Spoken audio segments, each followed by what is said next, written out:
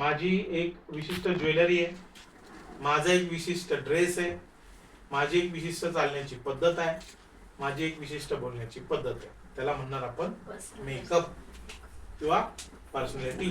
Makeup आहे त्यापेक्षा त्या व्यक्तीमध्ये केलेला बदल. अप म्हणजे सकारात्मक, खाली नाही करायचं, त्याला काय करायचंय, अप करायचंय, म्हणजे त्याला म्हणणार आपण मेकअप. आता तुम्ही दारुड्याचं भाषण ऐकणार नाही, पण तुमच्या आता ह्या मुलीला नाटकात भाग घेतलाय तुम्ही, हा एक नाटकात आहे आणि दारुड्याचा रोल, काय कराल तिला? मेकअप काय करणार?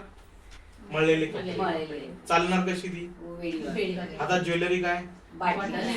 बॉटल ही दारुड्याची ज्वेलरी.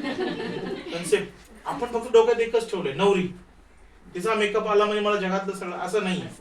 प्रत्येक पर्सनॅलिटी तुम्हाला क्रिएट करता आली पाहिजे, त्याला म्हणणार आपण मेकअप. टूल्स टेक्निक मॅडमनी शिकवली, त्याला कसं करायचं ते तुम्ही ठरवा. शेतकरी बनवू शकता, सावित्रीबाई फुले बनवू शकता, अनेक अशा पर्सनॅलिटी आहेत त्या तुम्ही तयार करू शकता.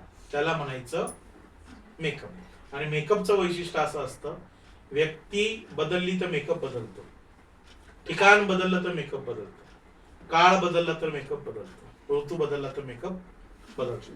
एका ठिकाणी, एका ऋतूत, एका व्यक्तीबरोबर व्यक्ती, स्थळ, काळ सापेक्ष मेकअप बदलतात. बरोबर. एक मेकअप दुसऱ्या ठिकाणी लागू पडत नाही. आणि प्रत्येकाचं चालणं बोलणं हे सुद्धा मेकअपचा भाग आहे. आता तुम्ही नवरीचा मेकअप केला तर कसं मंडपात चालत जायचं, कसं स्वतःची साडी कॅरी करायची, कसा ड्रेस घेऊन चाललं पाहिजे, हे तुम्हाला शिकवावं लागतं. याला सुद्धा मेकअप म्हणतात. तुम्ही